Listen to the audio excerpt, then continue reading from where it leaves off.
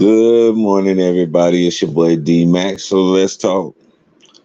Well, I've been having a lot of concepts come up in my mind here lately, and I had a lot of thoughts to drop. Just something to ponder, something to really think about. And this right here has really hit me because I'm really big on words. If anybody know me, they know that I write. I enjoy writing, and so I'm really big on words, understanding the meaning of words and using them in their proper context. And so, uh, something that I've noticed and something that stood out to me that I wanted to talk about this morning is the term righteous indignation. Because what I see a lot of times, I will see that people will use or they'll use the illusion of righteous indignation to oppress somebody, and they'll use it to justify the mistreatment of people. And this is a practice that has been used for thousands of years, but it's still very effective. And I just wanted to bring this up and just talk about it for a little bit because it's something that bothers me. And that's the whole purpose for me creating this platform so that I can get on here and speak about the things that bother me, the things that I see, and from my perspective, like that. That's the whole purpose of this channel. So let's get into it. Um, Righteous indignation. Uh, a few weeks back, I had an encounter with some Hebrew Israelite brothers, and that's one thing that kept coming up was the term righteous indignation. Um, are they acting out of righteous indignation, the anger and the hostility and the aggression that they have towards others, and the same energy being returned to them? Is this righteous indignation? Because both sides believe within their hearts that they're right. I believe that I was right. They believed that they were right, and we were going back and forth. So any high energy situations that can come out of something like that, would that be considered righteous indignation? And what does that look like? Do you act on your righteous indignation? Do you go forth, and does your righteous indignation set off a chain reaction that leads to something changing or something being solved? This is what I want to understand about the term righteous indignation and how it's used by a lot of people. Because really, oftentimes you'll find that when you peel back the layers, you'll see that people have used the term righteous indignation only to exact some type of vengeance for something that was done to them personally, or somebody that's connected to them and it affects them in some type of way. Maybe they felt some type of way about it, and they use the term or the banner of righteous indignation to exact revenge on somebody. This is not rare thing to see if you really have an eye to see those types of things. And you know, to give an example, you'll have somebody, uh, say in the ministry, who does some things that shines a bad light on the ministry, and people within the ministry will not follow what the scriptures say in covering this person and mentoring this person and reaching out to them with love and all of the different attributes and the fruit of the spirit that the Bible instructs us to use whenever dealing with somebody who's fallen or somebody who's struggling.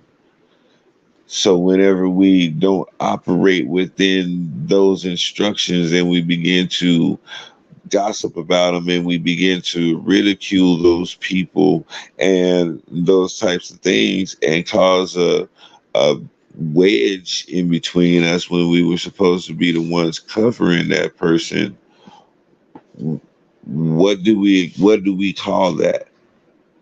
How do we label that? That is not any there's no righteous indignation in there. All I see in there is shaming somebody and condemning somebody, without the loving somebody and building that person back up, or taking the time out to pray with that person and help them to talk through things. These are the fruits of the spirit that we're talking about. We're not talking about the little 30-second to a minute and a half show that you do at the altar with the person. I'm talking about the follow up afterwards. Hey, bro, I understand you going through some stuff, man. So I just want you to know I prayed for you today. Or, you know what I'm saying, can I pray with you before I get off the phone with you, man? Because I feel the spirit of heaviness on you still, and that type of reaching out. Now that is where I can say, brother, the way I came at you, if it seemed like I came at you harsh, it was because I was dealing with the spirit that was controlling you, and that spirit that you are allowing yourself to operate in. And it's not you personally that I'm coming at with this type of aggression.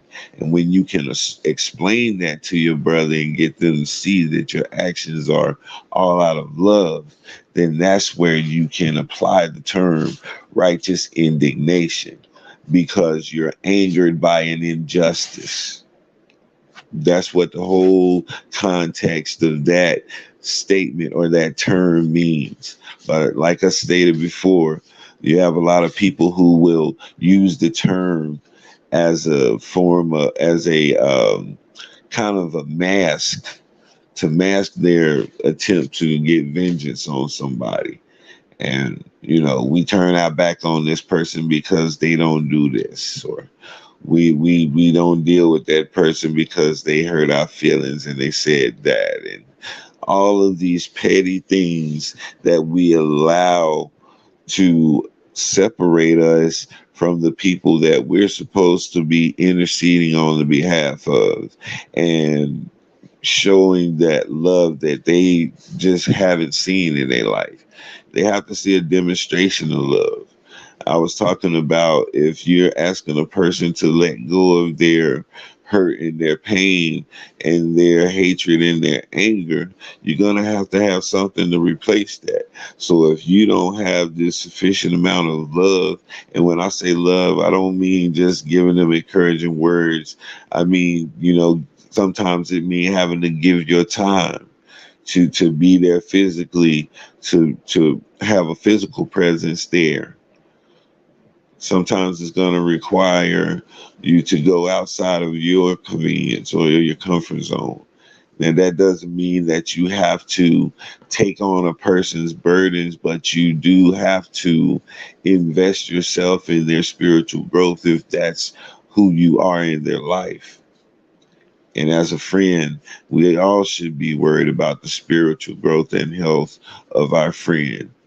So my righteous indignation is going to supersede emotions a lot of times, and it's going to be done within the right context. And if it's not done within the right context, I'm going to go and I'm going to pray and I'm going to meditate until I get clarity on whether I was operating in righteous indignation, because it's a very thin line, and it's really easy for you to get angry as a believer in Christ, as someone um, who spends a lot of our time in the area of self-discipline and being able to control our emotions and things like that. Whenever we do get to a point of anger, we instantly want to justify it as righteous indignation, because we are believers, because we are walking in the word, and we are trying our best to be in line with the character of Christ, right? So, we just have to be able to be honest with ourselves. Sometimes we just get angry and we just plumb mad. We just downright mad, and we get mad to the point where we cuss, where we might put our hands on somebody for the more uh, uh, worldly people still. I can say that, because that's just a worldly reaction to something. It's not a really a spiritual reaction to something when you put your hands on people. So I can characterize it as worldly.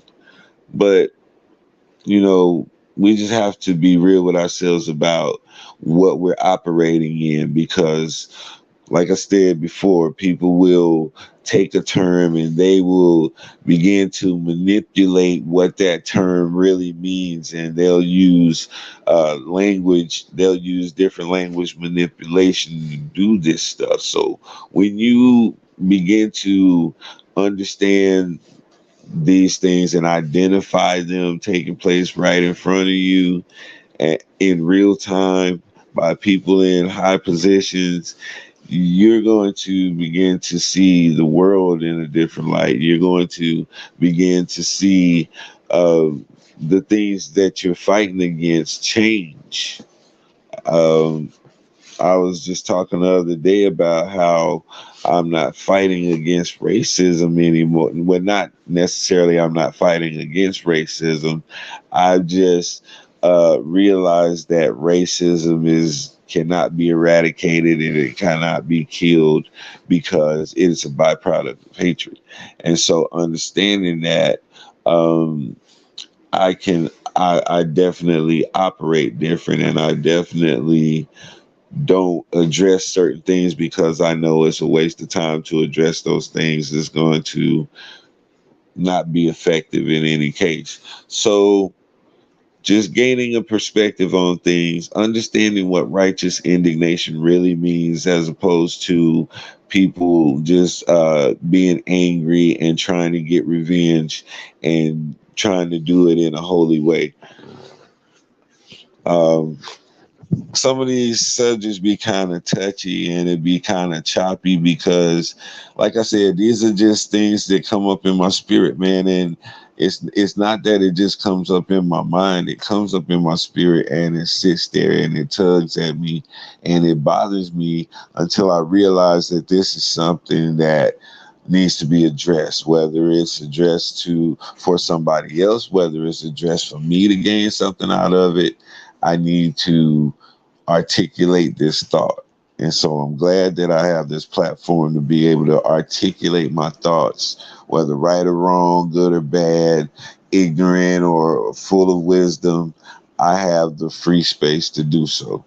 Um, I had a conversation with somebody who was alluding to I was trying to create some type of, I don't know, some type of tension or create some type of narrative that wasn't there in order to get more views or in order to get attention. And I had to bring it to their attention that, if anybody knows me, if you've spent any type of time watching my content, then you'll know that I purposely don't monetize my channel, and I purposely ask people not to like a lot of stuff and not to just bring a lot of attention to my channel. I like the small numbers. I like the good quality subscribers, and I like the good quality um, feedback and interactions that I have with these real people.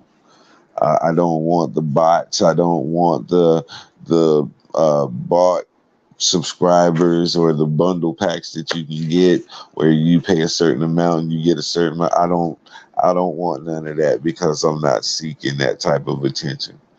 The attention, the people whose attention that I want to get, that's who's viewing my channel. That's who's tuning in. That's who's having these conversations with me. So everybody outside of that who don't view my channel, I'm quite okay with that because this message is not meant for them. It goes over some people's heads. Some people maybe think it's too simple for them, but for us, it brings about provocative thought. And so anybody who's an analytical thinker and enjoy um, working out problems in your mind and things of that nature, then you'll enjoy this type of content. But people who are not thinkers and they just react off of emotion and everything got to be high energy for them all the time, then they gonna go elsewhere. That's just natural. That's how it's supposed to be. So anybody who would think contrary to that, then you really don't understand how this YouTube thing works. But not to get too far off track, um, but righteous indignation is absolutely necessary within its right context. Like scripture says, there's a season for everything. So there's a time and place for righteous indignation. And there's a time and place to act on it. There's a time and a place to just sit back and let things unfold. But that's where you have to be disciplined enough to be able to differentiate between the two. So I hope I was able to give a clear understanding of righteous indignation and where our righteous indignation should come from. It should come from witnessing a sense of injustice or mistreatment or mishandling of someone or something.